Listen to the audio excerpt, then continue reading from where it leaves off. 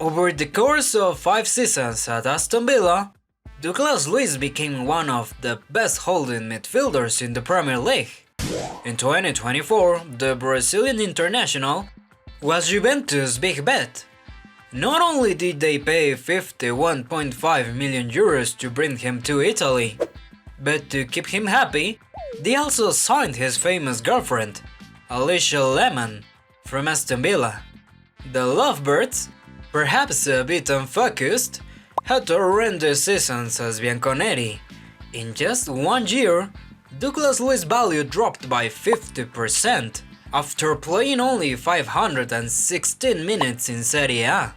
Now, Juventus is desperate to offload him and will sell him for half the price they paid just 12 months ago.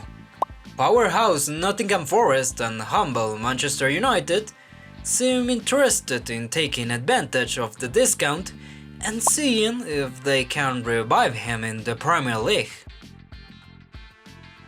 The season before last, Manchester United took a massive gamble on an unknown striker named Rasmus Højlund.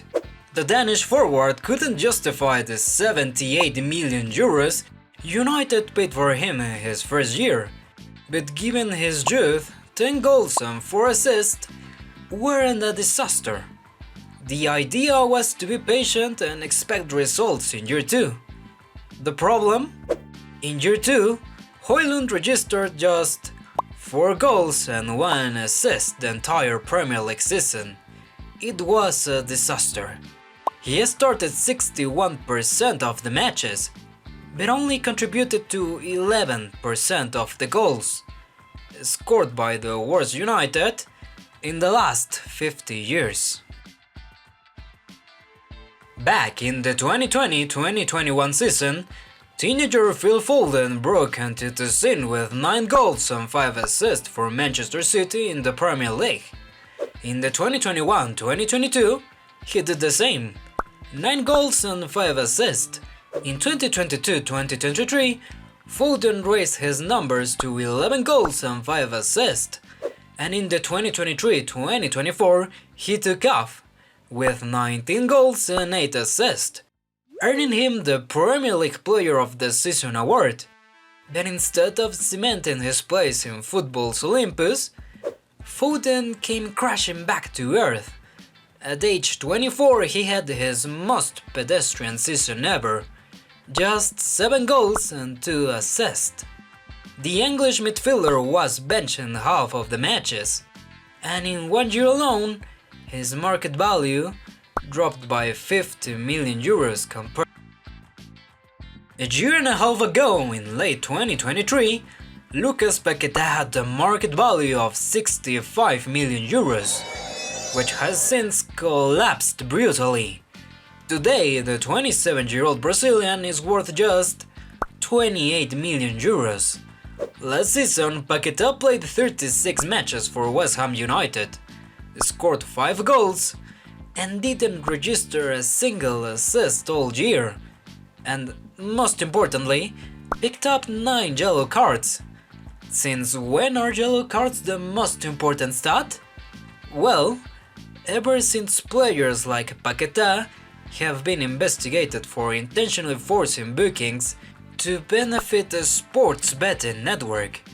If found guilty, prosecutors are seeking a lifetime ban. Christopher Nkunku has now spent 2 seasons at Chelsea. In the 2023-2024 Premier League campaign, he scored 3 goals. In 2024-2025, he scored another 3, and in 2025-2026 he will score none. After 2 disappointing years, Chelsea has had enough. Nkunku never stepped up in top competitions, but he did thrive in the underworld of the Conference League, where he tallied 7 goals and 3 assists. However, when the big moment came, the final, Nkunku was left on the bench.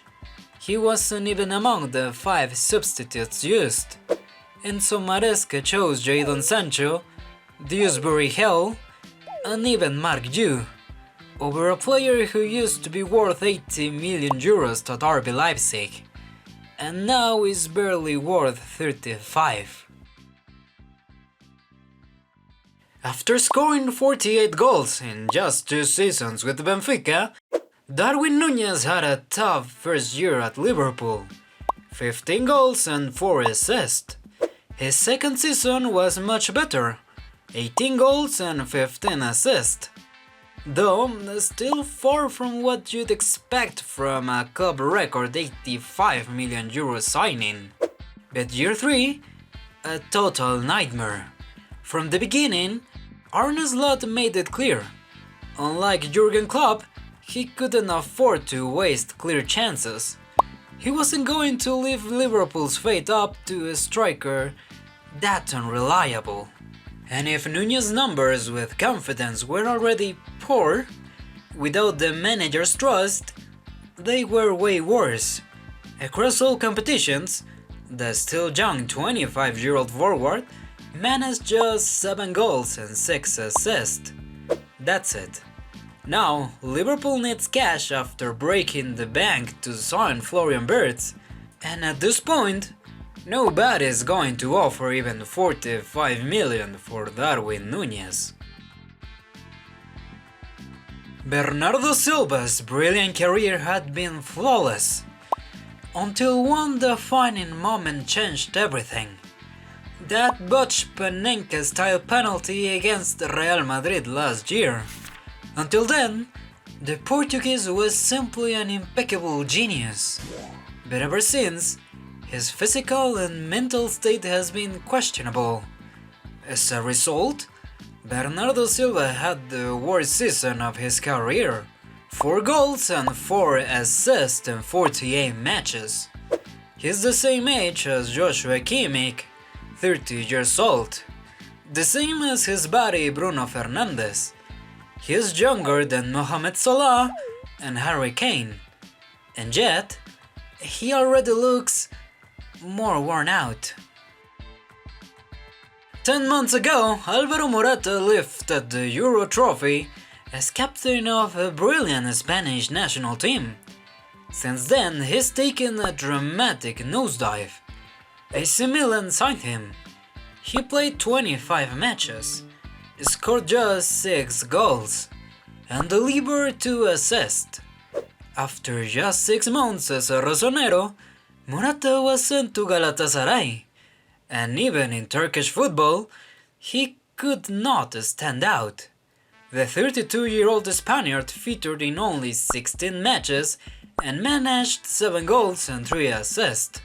Then, to cap off a tragic season, he came on as a sub in the Nations League final, only to miss the one and only penalty that cost Spain the title. Federico Chiesa's 2023-2024 season with Juventus was solid. Italy's last true homegrown star finally shook off the injury bug, stayed healthy, and registered 9 goals and 3 assists in what will be his final season in Serie A. Chiesa and the Vecchia Signora failed to agree on a new contract, so Liverpool took advantage and bought him at a ridiculous price. He was the Reds' only signing of the season. Nobody could have imagined that for just £10 million, Chiesa would end up being a total waste. Just as nobody would have imagined Liverpool would dominate the Premier League from start to finish. A season in which Chiesa played a grand total of 104 minutes. Now, if there was one signing that didn't look like a good idea from day one, it was Raheem Sterling to Arsenal. The Jamaican-born attacker came off a season with Chelsea where he posted 8 goals and 7 assists. Everyone knew he didn't have much left to offer the Gunners, but still, 17 matches, 0 goals and 2 assists? Not even the most cynical prophet would have predicted such a catastrophic return. Ashley Young, Chris Smalling, Edin Dzeko, Pedro Rodriguez, Olivier Giroud, a bunch of Premier League rejects who rediscovered themselves in Serie A. And now Kevin De Bruyne hopes to be the next. At 33 years old, he's joining Napoli alongside an old friend like Romelu Lukaku and a former enemy like Scott McTominay. In his final season with Manchester City, the Belgian midfielder played 40 matches, scored 6 goals and dished out 8 assists. Awful numbers for a player of his excellence. But age, unless your name is Luka Modric, always takes its role. 41 matches, 15 goals and 5 assists. That was Dusan Vlahovic's third season at Juventus. Once again disappointing. The 25-year-old Serbian is the highest paid player in Serie A, and he scored the same number of goals as Grandpa Pedro, as midfielder Thierry Reinders, and as a semi-anonymous Andrea Pinamonti and Roberto Piccoli. Matteo Retegui, Moise Kean, Riccardo Orsolini, Ademola Lookman, Marcus Thuram, Romelu Lukaku, Lautaro Martinez, Lorenzo Luca, Artem Dovbyk, Scott McTominay, Christian Pulisic and Nikola Kristovic all scored more goals this season than Juventus' so-called star striker, who looks headed to Milan, or maybe even Fenerbahce.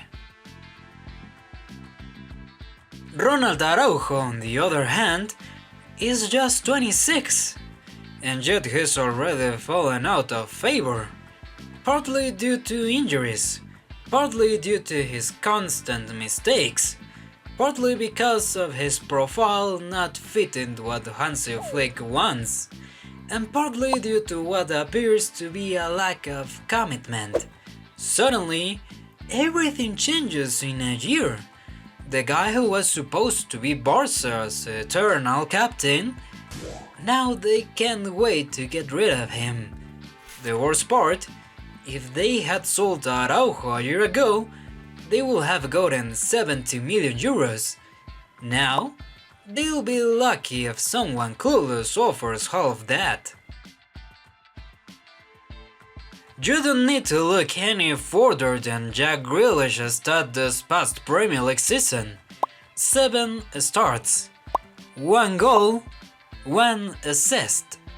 The same player Manchester City paid 118 million euros for now has a market value of just 28 million. Generously speaking, City didn't even include Grealish in their Club World Cup roster, so he could have time to find a new team. And that team might be Everton. Experts at signing lost causes: Samuel Eto'o, Andre Gomez, Theo Walcott, James Rodriguez, Donny van de Beek, Dele Alli. None worked out, but Everton never loses faith, and if it's not the toughest, another possible destination for Grealish is Bayer Leverkusen. In football, there's the Ballon d'Or for the best player in the world, the best award for the other best player, the Golden Boot for Europe's top scorer, the Yashin Trophy for the best goalkeeper, the Puskás Award for the best goal, the Golden Boy for the best young player, and so on and so on and so on. The only thing they haven't invented yet is a prize for the biggest disappointment. But in the absence of what will be a truly humiliating trophy, Galatasaray unofficially steps in each year and selects the one promising talent who never lived up to the hype. And once they arrive in Turkey, even less so. The annual Galatasaray Award for Wasted Talent will go to Nicolo Zaniolo, Hakim Ziyech, Wilfried Zaha, Lucas Torreira, Tanguy Ndombele, and now Leroy Sané, a 29-year-old star who went from bad to worse, season after season, until landing in that infallible graveyard of dreams, where no one has ever come back to life.